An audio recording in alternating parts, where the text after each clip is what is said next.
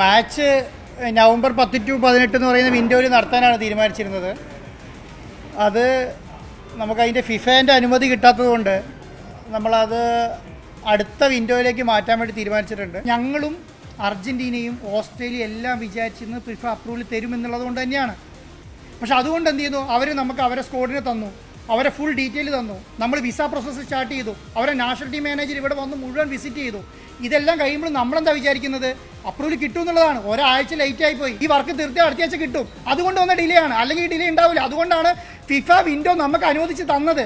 ഫിഫയ്ക്ക് സ്റ്റേഡിയത്തിന് approval തരാമെന്ന് ധാരണയുള്ളതുകൊണ്ടാണ് അവർ അനുവദിച്ച് തന്നത്. അതുകൊണ്ടാണത് അപ്രൂവൽ കിട്ടാതെ പോയത്. അതുകൊണ്ടാണ് ഞാൻ പറഞ്ഞത് നിങ്ങൾക്ക് അതിനെക്കുറിച്ച് ധാരണയില്ല എന്ന് പറയാൻ കാരണം, ഈ ഫിഫ സാധാരണ ഫിഫയ്ക്ക് ഒരു വിൻഡോ അനൗൺസ് ചെയ്യില്ല, ഒരു കളിക്കാർക്ക് ഏത് സ്റ്റേഡിയം ഇല്ലാതെ അനൗൺസ് ചെയ്യില്ല. പക്ഷെ നമ്മൾ കൊടുത്ത രേഖകളെല്ലാം അതിന് പ്രാപ്തമായതുകൊണ്ട് മാത്രമാണ് ഫിഫ നമുക്ക് വിൻഡോ അനുവദിച്ചത്.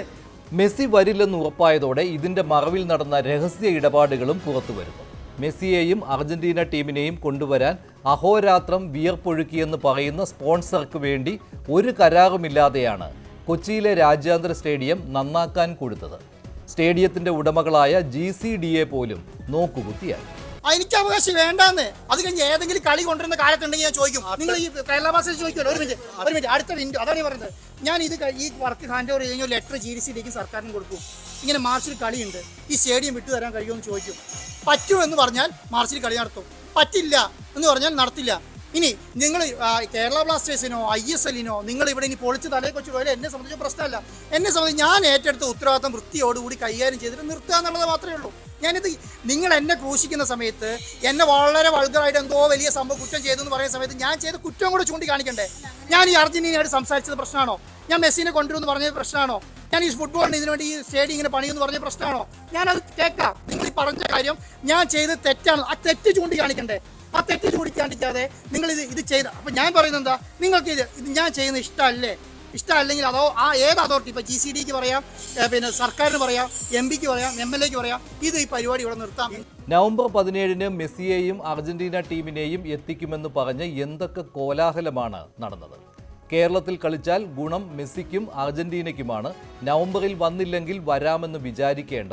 ലോകകപ്പ് നേടിയ ടീമിലെ മുഴുവൻ അംഗങ്ങളും അടങ്ങിയ ടീമിനെ പ്രഖ്യാപിച്ചു കഴിഞ്ഞു. ഒന്നല്ല 2 സൗഹൃദ മത്സരങ്ങൾ കൊച്ചിയിൽ നടക്കും. എന്തൊക്കെ വീമ്പുകൾ! ഒടുവിൽ മെസ്സിയും അർജന്റീനയും വരില്ലെന്നറിയിച്ചിട്ടും കൊച്ചിയിലെ രാജ്യാന്തര സ്റ്റേഡിയത്തിൽ സ്പോൺസറുടെ മിനുക്കുപണി തുടരുന്നു. ഒരു കരാറുമില്ലാതെ സ്റ്റേഡിയം നന്നാക്കാൻ സ്പോൺസർക്ക് ആര് അനുമതി നൽകി? സ്വന്തം കയ്യിൽ നിന്ന് പണം മുടക്കിയാണ് ചെയ്യുന്നതെന്നാണ് ന്യായീകരണം. കയ്യിൽ പണമുണ്ടെന്ന് വെച്ച് സർക്കാർ സ്വത്ത് കയ്യേറി നിർമ്മാണം നടത്താൻ എങ്ങനെ കഴിയും? ഇത് GCDന്റെ അണ്ടറിലുള്ള സ്റ്റേഡിയമാണ്. ഇത് ആരെങ്കിലും ഒരാൾ ഡെവലപ്പ് ചെയ്തല്ലേ പറ്റുള്ളൂ. അത് ഡെവലപ്പ് ചെയ്യുന്നത് ആരാ? അത് ഡെവലപ്പ് ചെയ്യുന്നത് GCD തന്നെയാണ്. അപ്പം ഞാനിപ്പോൾ എന്താ ചെയ്യുന്നത്, GCD അപ്രൂവൽ വന്നിട്ട് ഇത് നടപ്പിലാക്കാൻ പറയും. ഇപ്പം ഞാൻ ഫെഡ്ലൈറ്റ് നിങ്ങൾ നോക്കിയാൽ മനസ്സിലാവും. ഫെഡ്ലൈറ്റിൻ്റെ ഇപ്പോഴത്തെ അവസ്ഥ എന്താ പറയുക, കാറ്റ് പിടിച്ച താഴെ പോകുന്ന അവസ്ഥ ഉണ്ടായിരുന്നത്. ഇപ്പോഴും നോക്കിക്കോളൂ. ഞാൻ ഈ രണ്ടെണ്ണേ തീർന്നിട്ടുള്ളൂ, 2 വർക്ക് കിടക്കുകയാണ്. ആർക്കെങ്കിലും ഒരു ഉത്തരവാദിത്തമുള്ള ആരെങ്കിലും ഉണ്ടായിരുന്നു ഈ GCDന്റെ അവസ്ഥ ഇങ്ങനെ ഈ പറയുന്ന ഫെഡ്ലൈറ്റ് അങ്ങനെ നിൽക്കുമല്ലോ. ഇപ്പോഴും അങ്ങനെ തന്നെയാണ്. അപ്പോൾ എന്താണ് GCD തീരുമാനിക്കുന്നുണ്ട്, ഈ സൈസിലെ ഫെഡ്ലൈറ്റ് ആണ് വേണ്ടതെന്ന് പറഞ്ഞു. അത് ഫ്രീ ആയിട്ട് ചെയ്തു കൊടുക്കുന്നുള്ളത് ഞാൻ ചെയ്തു. അങ്ങനെ കണ്ടാൽ മതി. ഈ റിപ്പോർട്ടർ TV ഇപ്പോൾ എന്ത് ചെയ്യുന്നു, GCDക്ക് വേണ്ടിയ പെർമിഷനുള്ള സാധനത്തിന്റെ പണം ഫ്രീ ആയിട്ട് മുടക്കുന്നു എന്നുള്ളതിനൊക്കെ അപ്പുറം ഒന്നുമില്ല. ആൻഡോ അഗസ്റ്റിൻ പറഞ്ഞാണ് മെസ്സി വരുമെന്നും എന്ന് വരുമെന്നും ആരൊക്കെ വരുമെന്നും പിന്നെ വരില്ലെന്നും ഇപ്പോൾ മാർച്ചിൽ വന്നേക്കാം എന്നുമൊക്കെ ജനങ്ങൾ അറിയുന്നത്. ഈ പറയുന്നതെല്ലാം ശരിയെന്ന് ഏറ്റുചൊല്ലുകയായിരുന്നു സ്പോർട്സ് മന്ത്രി V. അബ്ദുറഹ്മാൻ. ഇതുമായി ബന്ധപ്പെട്ട് അർജന്റീനയുടെ അവരുടെ ടീമിൻ്റെ ബന്ധപ്പെട്ട ടെക്നിക്കൽ ഓഫീസർ വന്നു പരിശോധിച്ചു. 20 ദിവസം മുമ്പെങ്കിലും നമുക്ക് കൊടുക്കണമായിരുന്നു.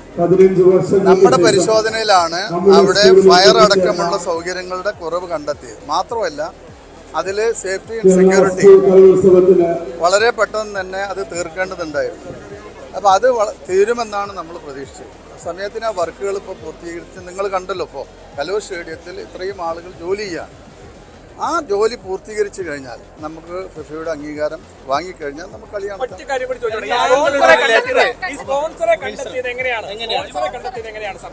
നോക്കൂ, അതിനും കൃത്യമായുള്ള സുതാര്യമായുള്ള നടപടികൾ അതിൽ നടന്നിട്ടുണ്ട്. അത് കൃത്യമായി അത് വിളിച്ചു. അതിൻ്റെ സർക്കാർ ഉത്തരവ് നിലവിലുണ്ട്. അതിൽ കൃത്യമായി പറഞ്ഞു. ഒന്നും മറയ്ക്കാനില്ല. സ്പോർട്സ് കേരള ഫൗണ്ടേഷന് സ്റ്റേഡിയം മാച്ചിന് വേണ്ടി തയ്യാറാക്കാൻ കൈമാറിയിട്ടുണ്ട്. അത് രേഖാപരമാണ്. സ്പോൺസർക്ക് GCDA കൈമാറിയിട്ടില്ല, അങ്ങനെ സാഹചര്യം ഉണ്ടായിരുന്നിട്ടില്ല. ഈ സ്പോർട്സ് കേരള ഫൗണ്ടേഷൻ എന്ന് പറയുന്നത് ഒരു PSU ആണ്.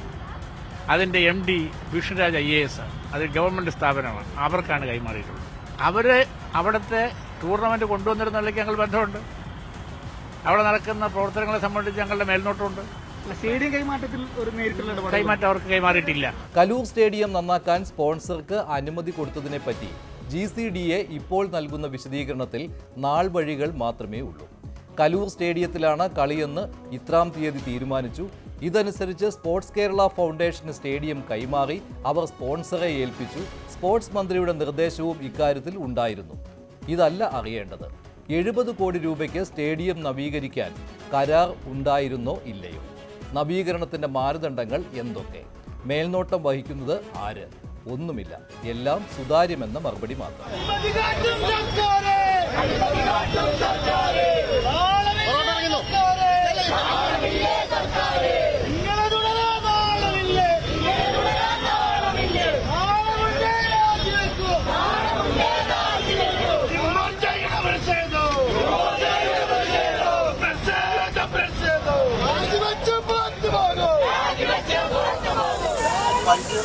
മൊത്തത്തിലേക്ക്